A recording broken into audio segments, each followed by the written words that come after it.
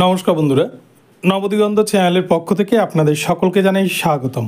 তো বন্ধুরা, আজকে সকালে গুড মর্নিং জানিয়ে আপনাদের জন্য নতুন যে আপডেটটি শেয়ার করতে চলেছি সেটি হচ্ছে স্কুল সার্ভিস কমিশনের নতুন গেজেটকে চ্যালেঞ্জ করে এবারে কিন্তু মামলা গড়ালো সুপ্রিম কোর্টে।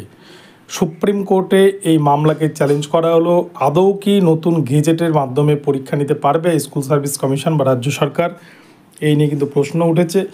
তো চলুন এই বিষয়ে বিস্তারিত আপডেট এই ভিডিওতে শেয়ার করে নেব।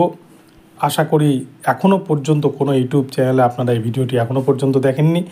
তো চলুন আমরা বিস্তারিত দেখে নেব, কারা মামলা করলো, কে অ্যাডভোকেট রয়েছে, কি কি বৃত্তান্ত রয়েছে। তবে তার আগে বলি, যারা প্রথমবার চ্যানেলটি দেখছেন, যারা এখনও চ্যানেলটিকে সাবস্ক্রাইব করেননি, আপনারা অবশ্যই চ্যানেলটিকে সাবস্ক্রাইব করে দেবেন। তো এই ধরনের আপডেট সবাইকে সর্বপ্রথম পাওয়ার জন্য চলুন আমরা মূল পর্বে পেয়ে যাই, বিস্তারিত সম্পর্কে দেখে নিই। তো দেখুন বন্ধুরা, সুমন বিশ্বাস versus state of West Bengal and others, এখানে এই মামলাটি দায়ের হয়েছে। সুমন বিশ্বাস হচ্ছে মেন পিটিশনার, তিনি মামলাটি দায়ের করেছেন এবং তার সাথে কিন্তু আরও সবাই রয়েছেন। এবং এই মামলার ডায়েরি নাম্বারটা বিশেষ কারণে কিন্তু হাইড করে রাখা হয়েছে। মামলা কবে হয়েছে দেখুন, 10/6/2025 তারিখ বিকেল 6:46 PM কিন্তু মামলা ফাইল হয়েছে। এই মামলার এখনও পর্যন্ত কিন্তু কেস নাম্বার পড়েনি। তো এই মামলার পিটিশনার কে রয়েছেন? সুমন বিশ্বাস। রেসপন্ডেন্ট কে রয়েছে? The state of West Bengal, the state of West Bengal school education department secretary.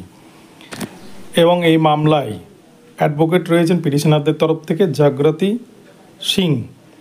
তো এই মামলাটি হয়েছে গতকালকে। আপনারা জানেন কলকাতা হাইকোর্ট রাজ্য সরকারের যে নোটিফিকেশান, যেখানে 30 নম্বর এক্সট্রা একটা প্রায়োরিটির বিষয় চলে এসছে, যেখানে কিন্তু একটা দুর্নীতি, সুকৌশলে দুর্নীতি বলা যেতে পারে, সেইটা থেকে বঞ্চিতরা যাতে আগামীতে সুরাহা পায়, যাতে যোগ্যরা চাকরিটা পায়, সেই জন্য মামলা হয়েছিল কলকাতা হাইকোর্টে। কিন্তু কলকাতা হাইকোর্ট আপনারা দেখেছেন রাজ্য সরকারের পক্ষে রায় দিয়েছে কলকাতা হাইকোর্ট। সেই জন্য কিন্তু এই মামলা এবারে চ্যালেঞ্জ হলো সুপ্রিম কোর্টে।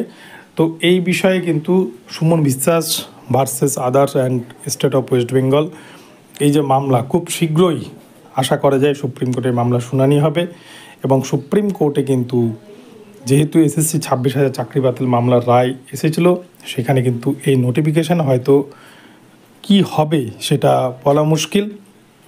বিচারপতিরা তাদের আইনের দৃষ্টিকোণ থেকে দেখবেন যে আদৌ এই যে 30 নম্বর নিয়ে যে ঝামেলাটা তৈরি হয়েছে, যেখানে 10 নম্বর টিচিং এক্সপিরিয়েন্সের জন্য রাখা হয়েছে, অপরদিকে 10 নম্বর ডেমো, 10 নম্বর ইন্টারভিউর জন্য রাখা হয়েছে। তো এই জায়গায় তারা কি সিদ্ধান্ত নেন, কি নির্দেশ দেন, সেই অনুযায়ী কিন্তু নির্দেশটা দেবেন।